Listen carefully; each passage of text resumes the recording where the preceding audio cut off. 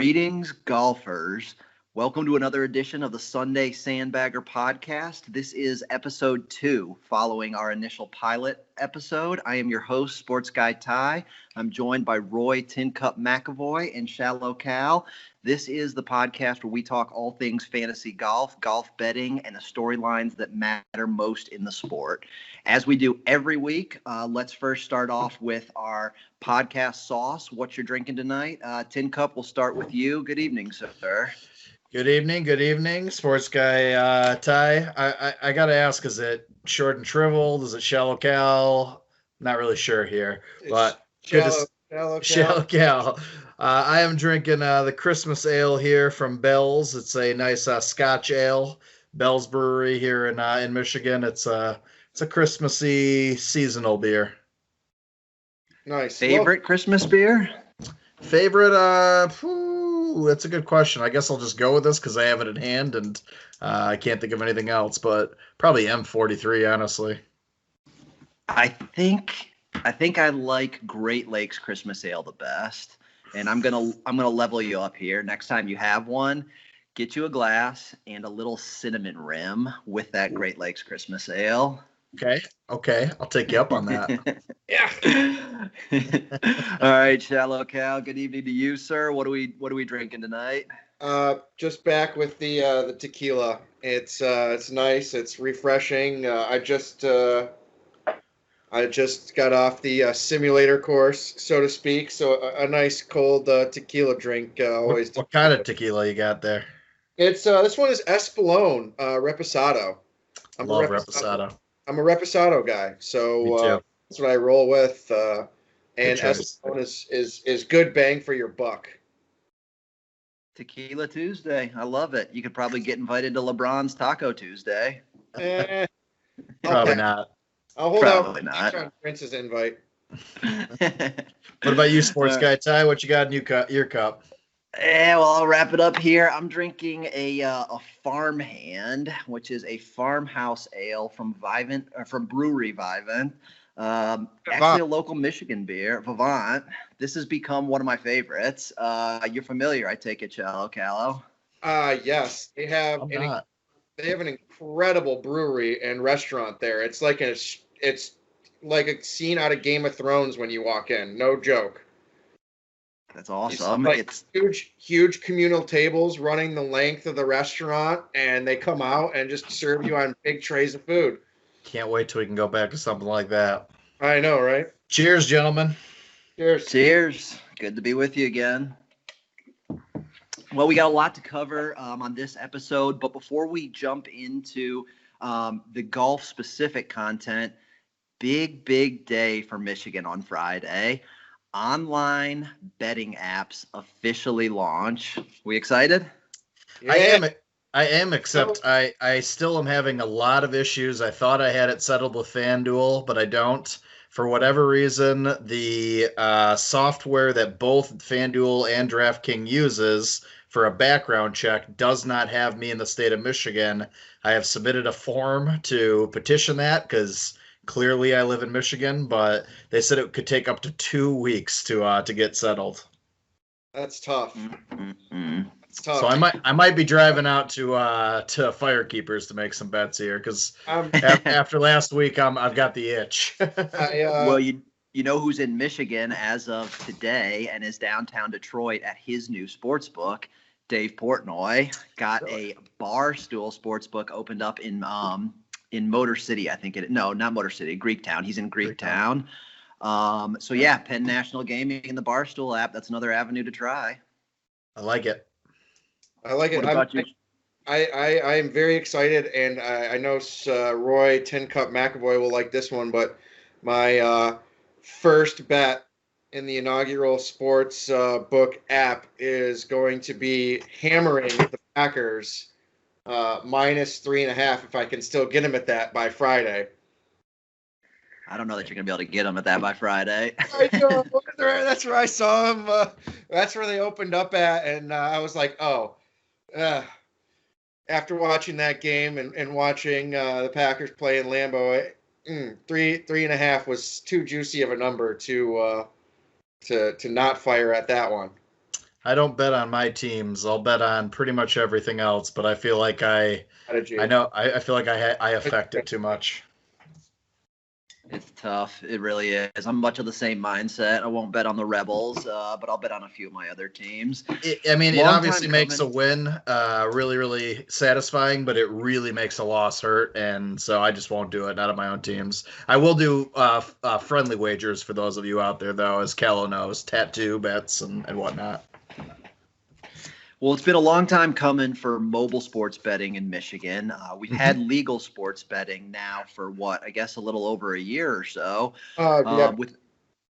Yeah. Without the mobile app, makes it a little bit more difficult to get those bets placed. Not entirely impossible, obviously, but certainly this is going to bring a whole new level of convenience. What it's also going to bring is a whole new level of ad dollars and marketing dollars pouring into the state of Michigan as acquisition wars just heat up between DraftKings, FanDuel, Barstool. It's going to be a crazy couple of weeks, but there's certainly going to be some value to be had if you're looking in the right places. All right. Well, like I mentioned, we got a full show. We're going to recap the Sony Open today. We're going to look ahead and preview the American Express. We'll revisit our newest segment from last week, Right Click Print Money, where we give our best bets. And we'll weave in a little bit of color as well throughout the show. So without further ado, let's jump right into it. Sunday Sandbagger recap of the Sony Open. First and foremost, tournament winner Kevin NAAAAAA, a Sunday Sandbagger original mascot. It's like he was listening to you. I almost thought we should do a suggested last week, do a segment where you have your Kevin NAAAAAA of the week, and then the guy goes out and wins the tournament. He was walking in a lot of putts on Saturday and Sunday. Man. He was incredible. But he didn't even start out that well. He just finished really strong. Yeah, that putter caught fire. I mean, as Kevin NAAAAAA can do with the flat stick, as you know, the Sony Open allows. If you're a good putter, you can start pouring some birdies in. From 15 feet, he was just draining them. Unbelievable. I mean, it's all's right in the world when you're watching Kevin NAAAAAA walk in 15-footers. Yeah. I gotta be honest though, I was a little disappointed. We had a little bit of back and forth and a little bit of banter about this in the group me on Sunday. But that leaderboard was kind of shit at the beginning of the day Sunday. I mean, I flick on the live television coverage at 4 p.m. right in the middle of the first NFL playoff game. I'm multitasking with my multiple screens. And I'm looking up and I'm seeing like Charlie Hoffman, Chris Kirk, Kevin NAAAAAA. I'm like, what the hell is going on? I mean, I was ready to settle into a nice Sunday of the big names competing, you know, Joaquin Neiman. I thought we were going to maybe get a little run from even like a Hideki Matsuyama, but started off with a bit of a disappointing leaderboard. But we did see some appearances from some big names. Webb made a run, a couple others. Yeah, Neiman started coming through at the end. So, I mean, yeah, you were right. I mean, ups and downs, but I kind of felt like that was just sports this weekend in general. It was right for players to make huge moves on Sunday, and the big names were not the names that did it at all. You know, even the guys who were, you know, close were not really within realistic reach of the top guys there. Little surprising because the Sony Open is normally more of a chalkier tournament, very much in contrast to the American Express, which we'll talk about a little bit later. But in terms of some results from the Sunday Sandbagger, which of course is our home league on PGA Tour Fantasy Golf, quite a race for that top spot. Tin Cup, Patrick Reed edged you out by 9 points. We'll talk about your betting pick later in the show, but give me a quick rundown on the Sunday emotions, the Sunday sweat for you. Yeah, I mean, I knew going into it that it was going to be between me and Patrick Weed. I obviously picked Patrick Weed, so we'll talk about that later.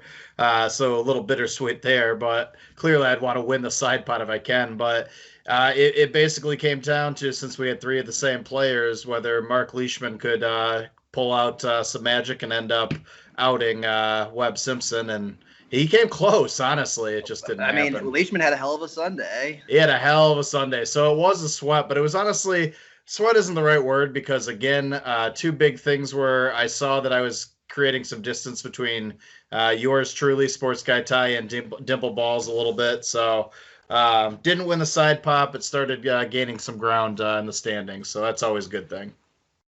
Shallow Callow, you and I got a little bit to answer for after this week. What do you have to say for yourself with that 11th place finish? That was tough. I actually started the weekend or started the last round. I was only 40 points out, and that's not a insurmountable lead by any means. It's pretty terrible, but it was not a good Sunday for my guys. Even a couple started strong, but Sunjay M, he really let me down big time this week, and I think I pulled the trigger on getting him out of the lineup a little too late. He was out of my lineup after the first day. Yeah, I wanted to ride with him. I thought he's a great ball striker, potentially turn it around, and it was just a terrible week of iron play from Sunjay. Mm-hmm. Yeah, he was stuck in neutral. He never could get it going. Finished the tournament -9, but again, when the winners 21 under and to be anywhere in contention, you got to be in the high teens and the 20s. He just never really was a factor. 9 under, tied for 67th. You know what I mean? Right. Oh, man. Anything else that surprised you boys from the standings in the league this week? Let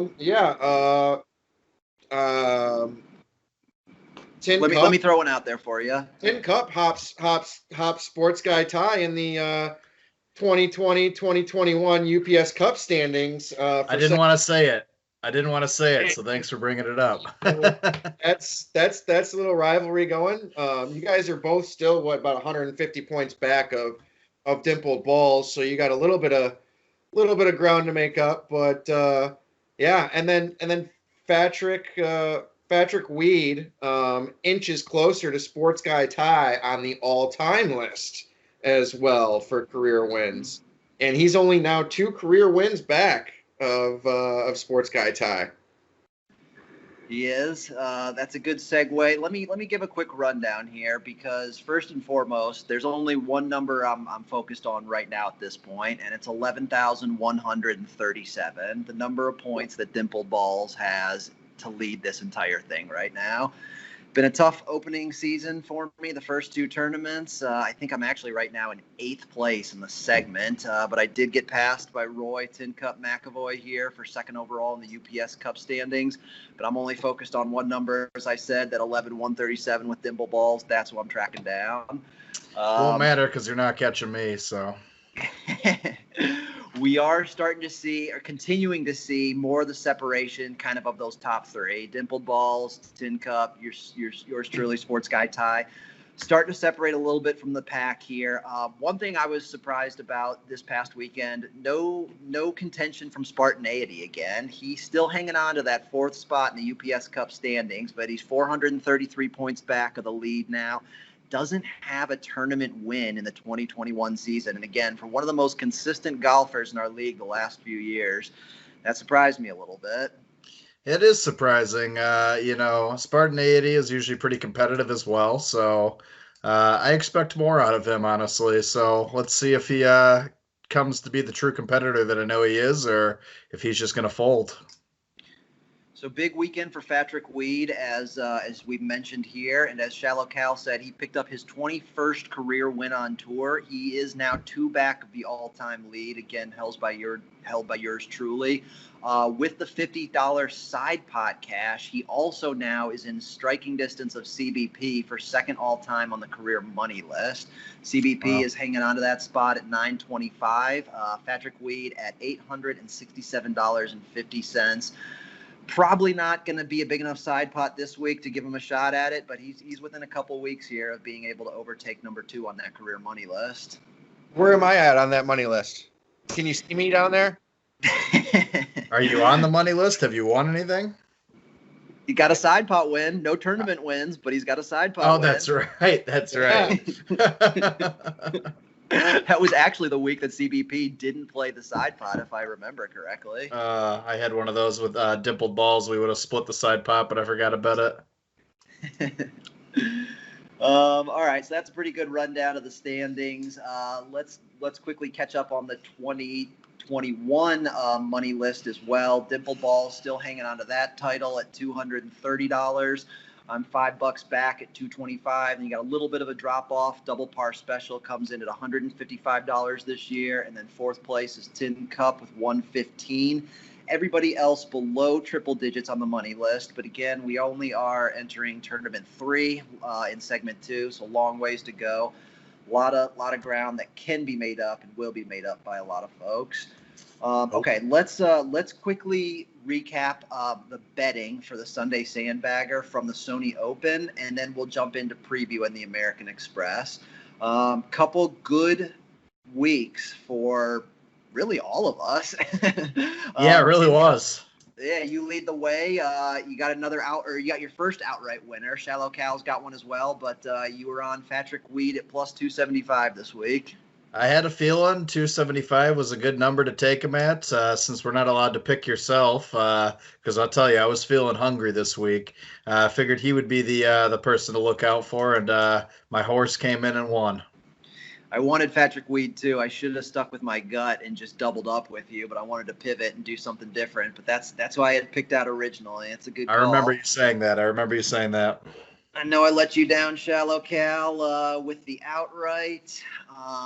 Dimpled Balls did much the same to me, but 3 winners across the board. Shallow Callow, you started it off with Tin Cup over Hags to Rags. Easy win. You know, Tin Cup's been super consistent, and figured why not just go with a little consistency to steady the ship over my new rival in the league, who does usually finish a little bit better than me in the weekly side pot standings. But we're learning week to week. So great job. At some point, thank you. At some point, we're going to have to bring Hags to Rags on to defend himself, because Tin Cup, you also picked against Hags to Rags in the matchup, got the victory by going with CBP. I mean, he let me down by sitting JT in that first tournament where I had him beating Shallow Cal here. So I had to pick someone to beat him. I knew CBP wouldn't let me down. I rounded things out with a victory myself, taking that one out a little bit. 2 guys normally near the top of the leaderboard were kind of battling just to get in the top half there, but a handful of points gave me the win, gave us 3-0 matchups as a group. We will. How about Double Par Specials lineup? He had a couple interesting picks this week. He did. He's he's a guy who's, like he said in the interview last week, he's very analytical. He looks at things from different angles. He's produced a lot of wins, but you have weeks like last week where it doesn't come together, and sometimes you go out there on a limb and you find yourself a lot farther behind than you anticipated. Yeah, absolutely. But if he would have been right, he would have blown us out of the water. He was close. I mean, he was definitely. If he catches a few different breaks, he was definitely close to just going away with it. Yep, it was. All right, so a quick betting leaderboard update through now 2 tournaments. Again, we are tracking our bets on the Sunday Sandbagger League. We're each betting 1 unit on a matchup and 1 unit on an outright winner. So Shallow Cal, with the matchup win at the Sony, you finish even for the tournament. You are leading the 3-horse race right now, up 4 units overall, 2-0 in matchups with 1 outright winner. Tin Cup second, gained a whopping 3.75 units at the Sony with that outright winner as well as the matchup. And then myself, Sports Guy Ty, I sit at even, both at the Sony, even and overall. I am 2-0 in matchups, though, however. We're going to get to making some picks again. Picking outrights is the big separator here, boys. Absolutely. Yes, you can. Seems that way. I can't believe we both started off with a winner back to back getting picked. So that's nice. That's nice. You like Keep to that see going. It's like I tell the dealers at the table, the blackjack table. It's not your money. Go ahead and flip that blackjack for me. So if me and T Mac can start knocking down some daily winners, that's good. Always good. I'm telling you, you boys need to start betting your lineups. You especially, Tin Cup, after last week. I mean, if I can just prove that I live in Michigan, I will. I have not All seen right, his house. Sports Guy Ty, have you seen his house? I have not. I actually have seen his house. I've been there. All right. Well, let's not delay anymore. Let's turn our attention to the American Express, previewing the tournament both from an from a betting perspective, from a fantasy perspective as well. We'll get into picks a little bit later. Again, this is the third tournament now of segment 2 after the Tournament of Champions and the Sony Open. We head to the beautiful Coachella Valley, PGA Tour West. Going to look a little bit different this year. No Pro-Am because of COVID. You boys a fan of Pro-Ams? I personally think it's kind of fun, but I mean, it's kind of a shit show. You never know what's going to happen with the draws. It's an interesting tournament because you don't necessarily have to pick the big names because it could go any way. This is treating this tournament like a real tournament for once. So it's a little different. I love it because it gives you the opportunity to fantasize about one day playing in a pro rant on tour because you've got some sort of connection or whatever, and you can kind of play around with somebody. And maybe when this podcast takes off, we'll be at the 2031 American Express Open Pro-Am here. And you heard it here first. And I would like to play with Bryson, and hopefully by that time I'm big enough to drive him. You better start drinking those protein shakes. Yeah. How about this? Does this count? I can drink this. And that might get me there too. You're going to need to start taking human growth hormone if you want a chance of that. I mean, that does have carbs. No, I love it because it's cool. It's fun. Yeah.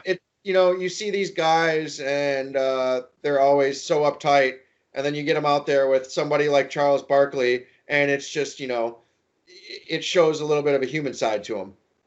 So I'm with Tin Cup on this one. I'm excited that we're getting the American Express, formerly the Bob Hope Invitational, without amateurs this year. Give me one Pro-Am a year. I love the Pebble Beach Pro-Am. It's the bigger of the two in terms of the celebrity appeal, the draw, etc. Still get some big names, the Bob Hope and the American Express.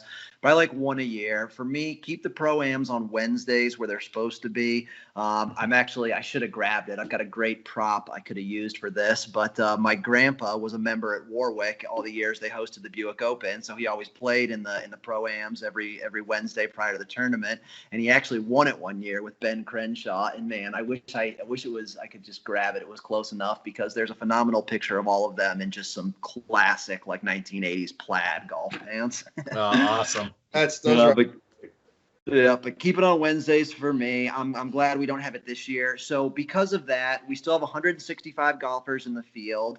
The cut is now Friday instead of Saturday. Traditionally with this tournament, cut after 3 rounds. They are moving it back to a more traditional Friday cut.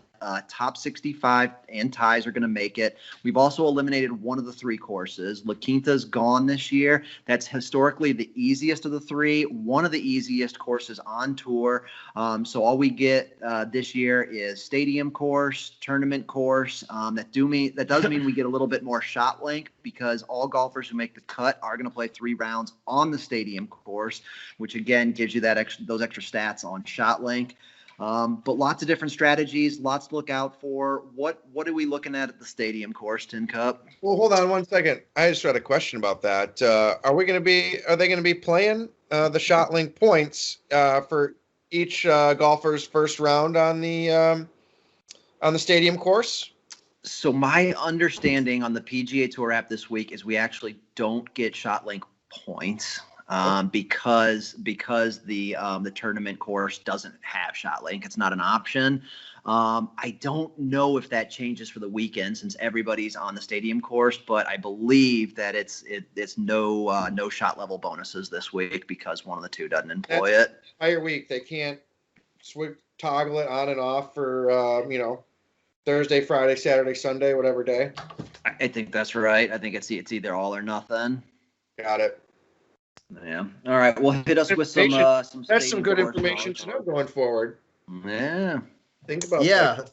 Yeah, so the stadium course, we're looking at 7,133 yards. It's a par 72. What's interesting about this course is about 90 bunkers out there, and there's 7 holes that have water in play. So it's a little bit tighter. This is one where, I think we're going to look for people that greens and regulation or even driving accuracy are going to be really important this week.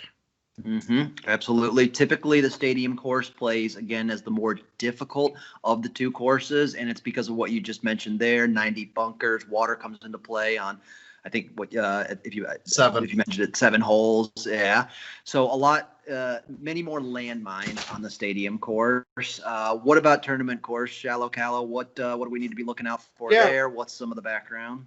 It's about 7,200 yards, big fairways, hugely rewards accurate driving, long drivers, set up short irons into the greens.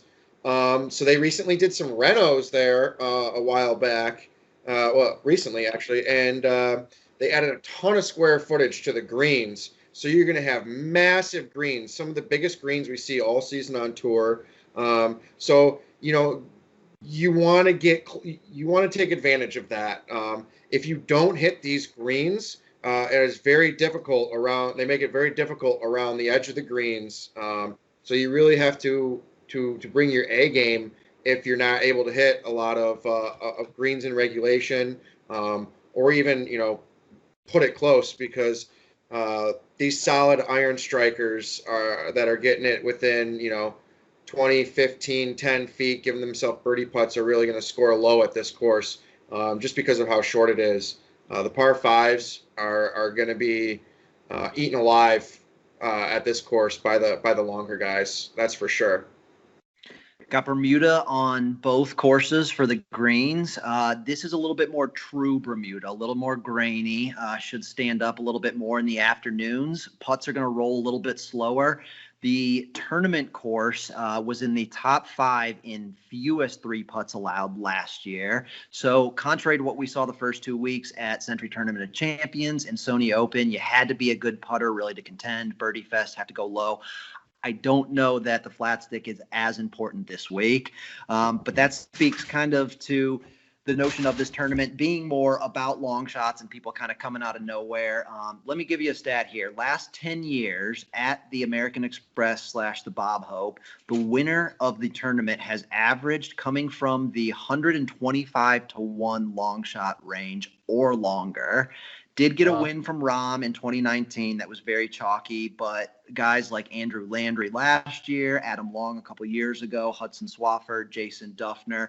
So this is one of those tournaments where, as my grandma used to say, the rabbits come out to play. All the guys in those low triple-digit odds should have some fun this week. I like that expression. Yep. Yeah, me too. Rabbits. He loved that. Loved talking about the rabbits of the Buick Open. The interesting thing, I think, though, is I think you really got to throw out a lot of the past trends of this tournament, because it's going to play completely differently.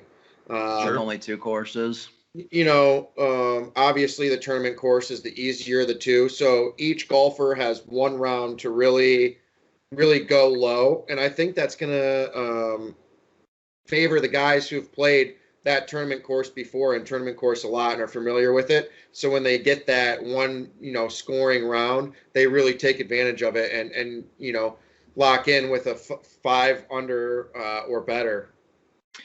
Let me ask both of you this. Are either one of you stacking the tournament course Thursday, Friday? Are you building lineups around a stack? No. I'm not.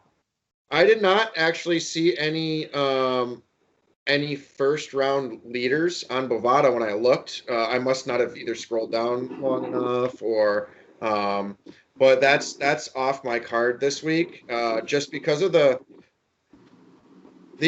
fact that you have the two different courses. First round leader to me, like you want to bet somebody who's playing the tournament course. It's that much easier. It's that much easier. And then somebody goes out and just has an incredible day on the stadium course. Even though the stadium course is harder, it's not like it's they're out there at Whistling Straits, versus something else, Huron Hills. It's still a tour course, and first round leader with the split course. I'm not really like. There are absolutely tournaments on the PGA Tour with split courses that I do stack. The American Express is not one of them because, again, historically, especially when La Quinta has been in play in previous years, these are three of the easiest courses on the PGA Tour, three of the lowest scoring courses. I stacked last year. I stacked tournament course, and it bit me. I was overthinking lineups, and it's just not one that I'm looking to do again this year. However, there are, as I mentioned, going to be tournaments coming up that I am going to stack. Don't love it at the American Express. Okay, throw out a few more stats for me. T-Mac, Tin Cup, excuse me. You mentioned driving accuracy. This is a big one for me this week. Why was that at the top of your list? So there was two that kind of play into that. So driving accuracy, obviously, it's just any club off the tee, but making sure that ball lands in the fairway. With so many obstacles out there, I think setting up for the second shot is going to be really, really critical. The other one that I started looking at this week that I hadn't considered in the past, but I did a lot more research on this, was something they called scramble percentage. If you're unfamiliar with that, it just means somebody who doesn't make the green in regulation and still makes par or better. So I think that's really important for some of these courses, for these craftier guys to still come ahead. Patrick Reed all day long. Mm-hmm. I'm going to throw another one at you. Opportunities gained. This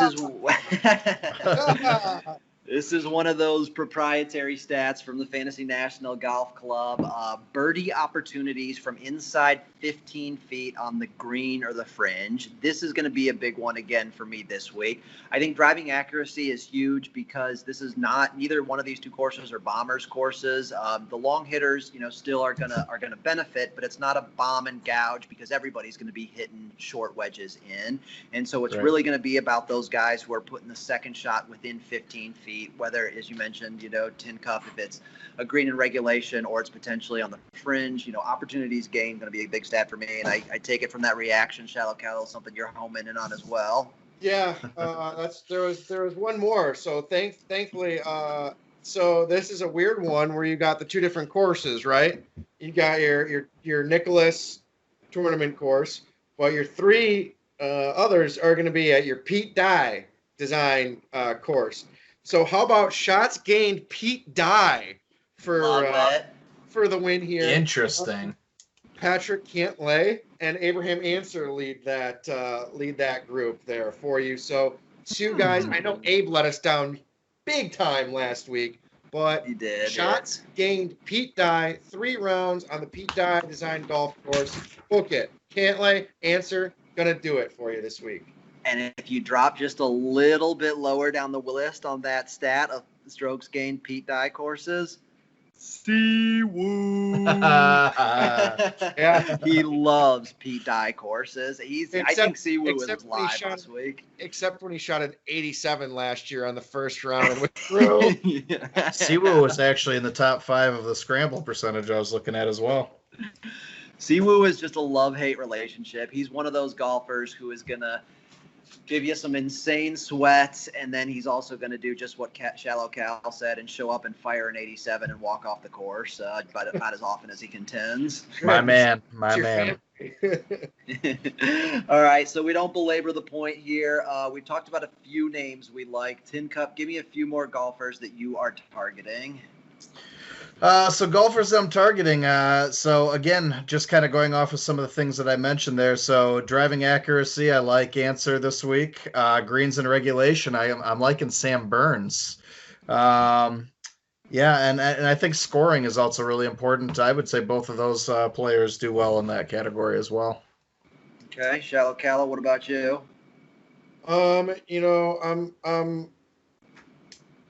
Matt Wolf.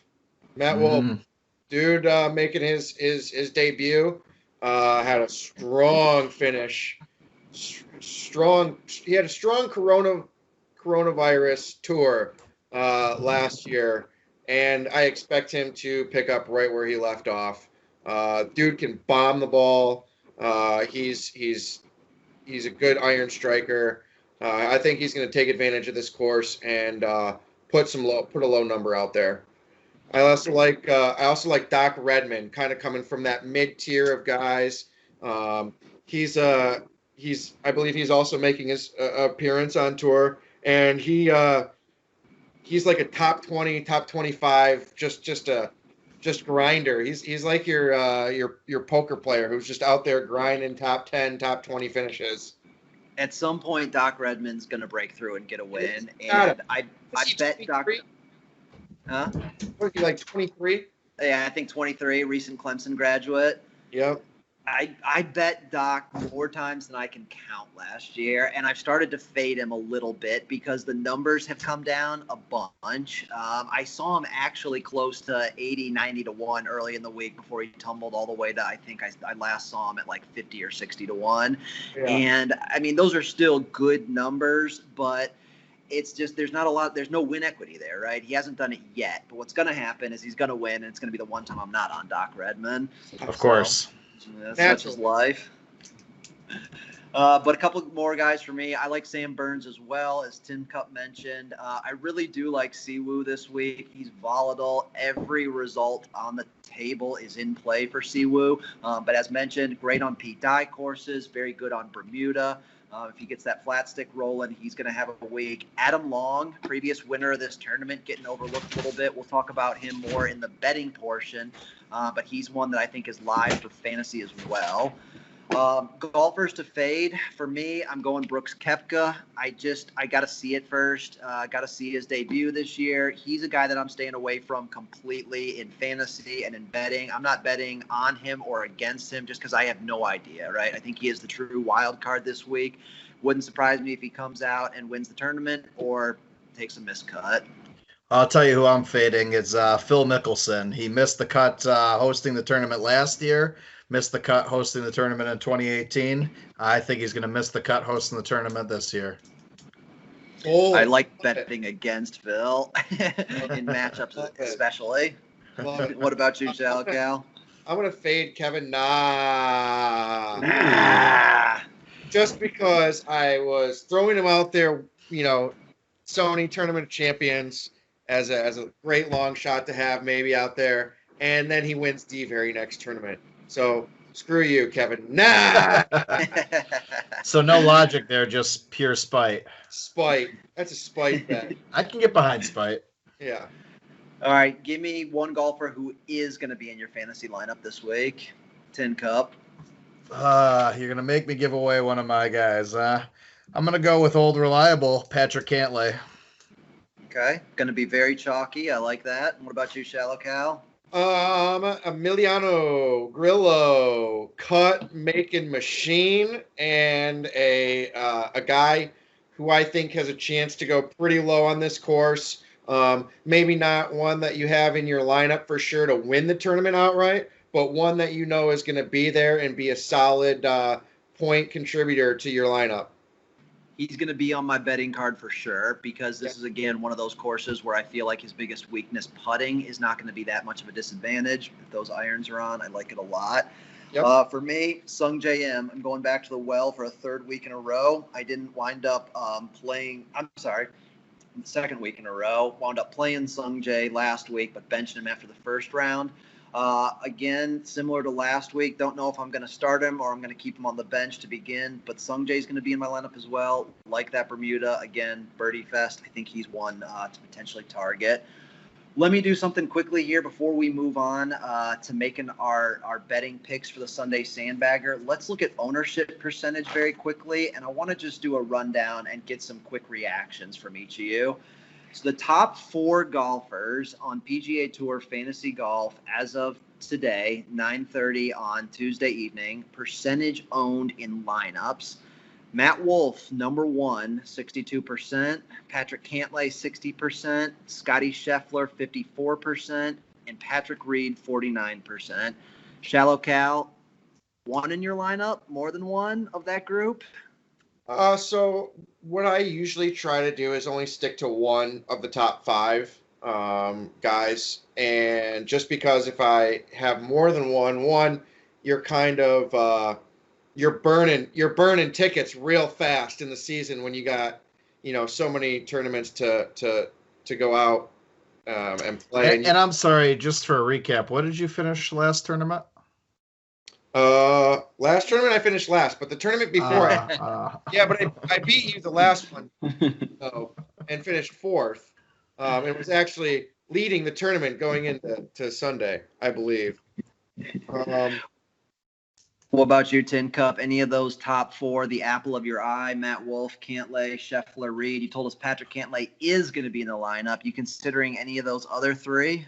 Absolutely. I will be honest, I've reset my lineup about 4 times. I can say at least 3 of those guys have danced in and out of my lineup here or there. So can't say who's going to end up on there. Don't want to give away too many of my cards since I need to keep climbing that leaderboard, but they're in the mix. Next group down is interesting. I probably should have included Tony Finau in that first group of 4 because he's at 47% owned. Mm-hmm. Once you get past Finau, though, you got Brooks Koepka next at 36%. Abe Answer is in just under 30% of lineups. Ricky Fowler, 24%. We see Sung Jae Im at 22%. And then last week's winner, Kevin NAAAAAA at 18%. Again, I'm fading Koepka. A lot of those names, though, in that range are interesting. Ricky Fowler is an interesting pick to me this week. Local kid. I love Fowler, but I've got to keep fading him ever since he's trying to do this swing correction. And I don't know, it hasn't quite been there for me. Love him, though, but I'm fading him. But, yeah, in that group, I will say I've got one of those guys in the group, looking sharp. Shallow Cal, you typically like to deep dive. Anybody in that group catching your eye, or are you still looking further down the board? In that group, no. Honestly, Sunjay was definitely. I was thinking about Sunjay. I was really intrigued by the Bermuda 3 weeks in a row. However, his performance last week left me a little uninspired. And then for him to come back around this week again, I'm gonna probably fade that entire group. And actually, I'm gonna the California kid Ricky. He does show up in the California tournaments every now and then, but he's been so up and down and having a good round. He hasn't put a golf tournament together since, boy, I can't remember. A couple years, it seems like.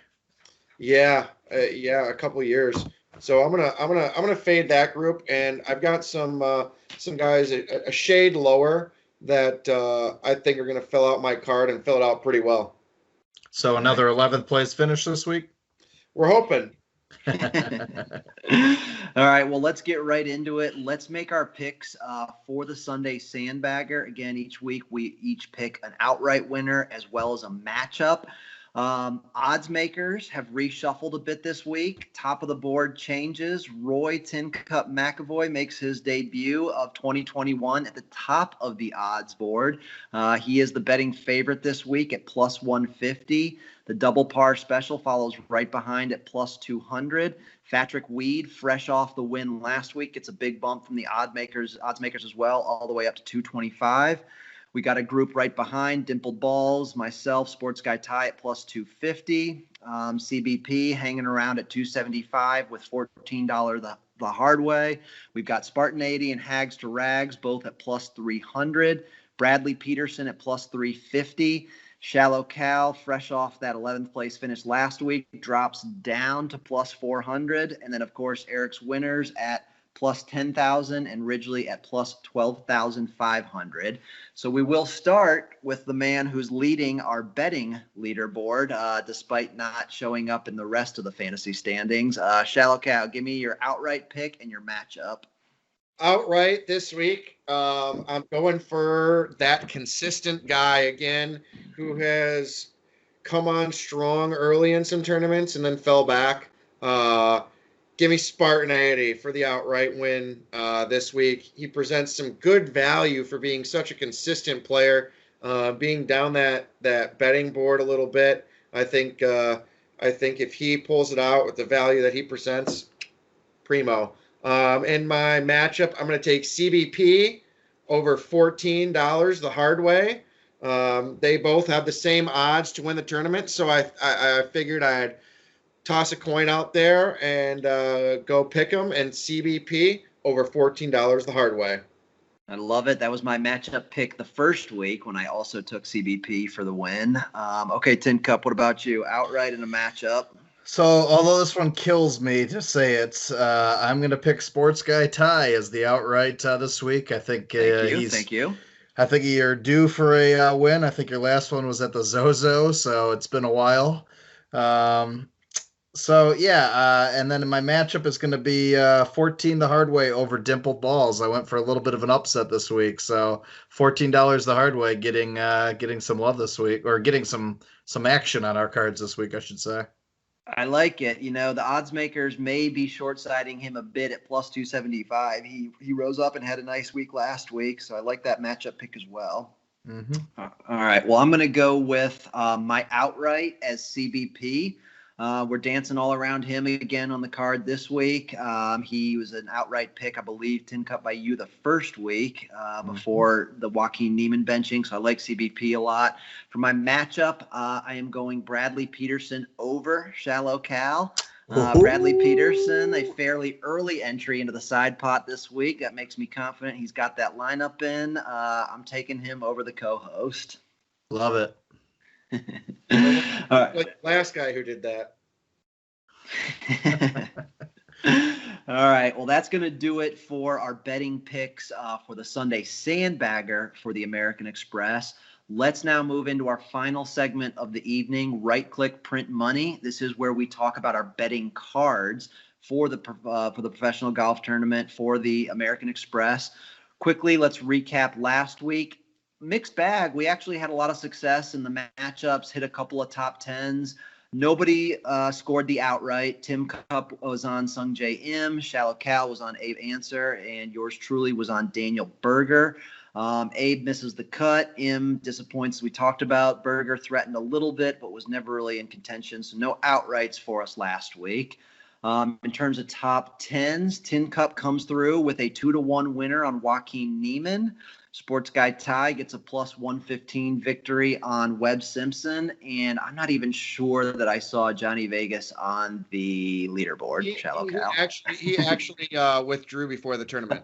I figured So he had. So I get a credit. I get a credit back. That's I it. most certainly do not get a credit. No, it is. It actually is true. If they really? withdraw from the tournament before they play round one, you get your money back. That is true. That is true. So that actually takes you from a 0.9 unit loss at the Sony to a victory at the Sony. Matchups, again, we all hit winners this week. Tin Cup and Shallow Cal were on the same tip. Cam Smith plus 110 over Sergio Garcia. I hit Danny Berger plus 115 over Harris English.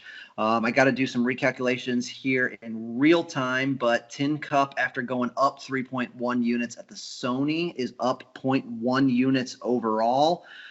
Shallow Cal, after being up 0.01, if I'm saying that right. Just point. Just 0.1. So you are down 2.9 units overall. And then myself, after winning 1 unit last week, I'm down a single unit overall. So Tin Cup is pacing us up slightly at 0.1, but everybody's in shouting distance there. So let's get right into it. We will start with you, Tin Cup, since you are leading the way. Give me an outright, give me a top 10, and give me a tournament matchup. Outright, we're going to go Scotty Scheffler this week, 16-1 there. I think that's a tremendous value for that pick.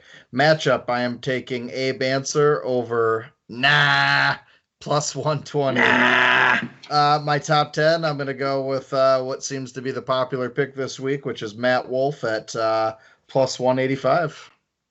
Okay. A lot of live picks there. Tell me who you took top 10 again?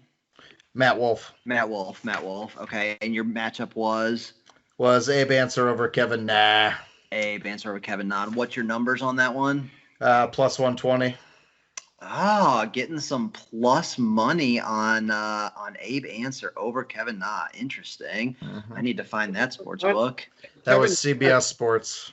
Kevin NAAAAAA's odds were like in the 35-40-1 range this week after winning, when they were in like the hundreds, the previous weeks. Getting that winner's bump. Yeah. All right, Shallow Cow, where are you going with your 3 this week? My outright, I love this guy this week, Matty Wolff, 20-1. I just think that this guy is going to absolutely annihilate this course. He's a young guy. He's hungry. He's going to come out there and be ready to go. My top 10, another young guy, another guy coming out ready to go, Doc Redman at plus 650. He's another guy that I like for a top 10 finish. My matchup, I'm going to go Lanto Griffin. My guy. Over the California kid, Ricky Fowler. I just need to see it from Ricky. And until then, I'm gonna kind of play against him. That's at plus 130 actually. So getting some good odds on that. Okay, interesting. All right, well, I'm going to follow right behind. I'm going to piggyback Tin Cup. My outright is Scotty Scheffler as well. I actually bet Scotty Scheffler on Monday at 22-1. I just happened to be around a computer when the Jon Rahm withdrawal news came out, and immediately I knew that the board was going to shift, things were going to change. I jumped on to see. Luckily caught it before anything moved, so I started looking at guys that I figured were going to be the biggest benefactors of Jon Rahm withdrawing. So I put in a bet at 22-1 on Scotty Scheffler. I also got Abe Answer at 33-1. I've seen Scotty Scheffler as short as 14-1 now. Abe is trending in that 25-1 range, so got some good value there. But I'm taking Scotty Scheffler at 22-1 on the early card on Monday. For my top 10, I am sticking with Abe Answer at plus 250. Love the bounce back this week. This is an Abe Answer course. Again, length isn't going to be a hindrance to him, and I think he's been there for a couple days after missing the cut at Sony, so I love Abe. Tournament matchup, I'm going Aaron Wise minus 130. I'm giving up the juice over Adam Hadwin. Hadwin's going to be a chalky pick this week, I think, both on betting cards and in fantasy lineups. What people don't realize is that his 59 a couple of years ago came at La Quinta. La Quinta's out of the mix. Hadwin's out of form. I like stacking against Adam Hadwin this week. Anything else that catches your eye, either one of you for your card, up and down it? Any first-round leader bets, any prop bets, anything that interests you beyond our 3 that we're tracking? Yeah, I got 2 outright winners that I like with fairly long odds, and Doc Redman and Emiliano Grillo, both at 66-1. I think both of these guys could come out, and like you've said previously on the podcast, this course is this tournament is one where you have those guys from a little bit longer horses winning this tournament. So these 2 I really like at those longer odds. And then for a top 5 with a little value, 11-1, I got Chucky 3 Sticks. Chucky 3 Sticks. Love it. I do love that longer range this week. The 40-1 to 70-1 range has a lot of value for me. A lot of names I'm attracted to. Yep, Adam Long, 40-1. I like that a lot. We'll probably sprinkle an outright there. Sam Burns has come down a bunch. 80-1 at the beginning of the week. That's one of those ones I knew was going to move. Probably should have moved earlier myself. He's down to 50-1. I don't like him any shorter than 50, but I think 50 is probably still a good number on Sam. I love Siwoo at 50. Cam Davis 66-1, and then I'm going to give you a bomb here. Kevin Streelman at 100-1. I think this could be a Kevin Streelman tournament. Actually, let me throw one more at you for a top 10. Love Keegan Bradley at 7-1. Terrible putter, one of the worst on tour. Again, I think he's going to have a chance to hide that this week. This is a tournament he knows well. He plays a lot. I think he's very much live for a top 10. Looking a little bit further down for my top 20s, Sepp Straka has been playing some great golf lately in very good form. He's 3-1 top 20. Scott Stallings, Mark Hubbard, both 6-1. I think those are live. I've got a ton of names on my first round leader research that I haven't actually gone in on yet, but I love Akshay Bhatia coming back. The Gim Reaper again, Dougie Gim, Anirban Lahiri, Thursday Charlie Hoffman, like Keegan Bradley again, Emiliano Grillo, Sam Burns, Adam Long, Patrick Reed, a lot of names we talked about. I think those are all live for first round leaders, so I'm probably gonna pick everybody. So I haven't made my picks yet. That's my pool that I'm considering. I'll probably home in on 4 or 5 of those for the picks. Gotcha. And then let me just throw one more at you. So I have put in my first card ever for Euro Tour Golf. I am 6 units deep at this point for the Abu Dhabi. Shane Lowry. Shane Lowry's a previous winner of this event. His odds are probably actually shorter than they should be because he's a previous winner. But the boys are in the desert. Abu Dhabi HSBC Championship. Love Tommy Fleetwood at 14-1. Love Martin Keimer, looking for his first tour win in 3 years at 28-1. And then I got some long shots here as well. Adri Arnas at 66-1. Tom Lewis, Danny Willett, both 66-1. I'm going to have some fun. I'm going to jump in the deep end. JT? I love it. I'm fading JT completely. I want nothing to do with him. His odds are short. Second favorite, only behind McIlroy. I think he's still going to deal with a lot of the residual of getting dumped by Ralph Lauren, international market. Stay away. But he's protected there. I feel he's there enjoying himself playing golf. It's what he enjoys. It's what he does best. He doesn't have to deal with the American press and all of that. Yep. All right, gentlemen, last call. Anything else on your cards this week? Anything else to shout out for the group? Well, I would say it's a little disappointing to hear that Tiger Woods is going back into surgery, and it's at least 2 months before we'll see him. They're trying to target the Masters, but is that going to be too soon? We might be a while until we see Tiger suit him up again. It's over. It's over. Yeah. Long thought he wasn't catching Jack. It's over. Bionic man, his swing was so violent, and his body he just broke it down so quickly. Either one of you watch the Tiger Woods documentary on HBO? No. It's queued up. Let's just say that. Absolutely worth a watch. A lot of never before seen footage, home video.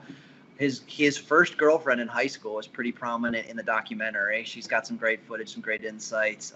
Really interesting. Worth a watch for sure. I'll check it out. I'm sure it was just golf. The whole time in Perkins, the restaurant. I remember those. All right, gentlemen. Well, that's going to do it for episode 2 of the Sunday Sandbagger. Again, I am your host, Sports Guy Ty, joined as always by Roy Tin Cup McAvoy and Shallow Callow. We will be here again doing this next week, picking our winners, giving you our best bets for fantasy, for our cards. Gentlemen, have a blast. Hit them straight if you got the opportunity this week. Take care, guys. Bye.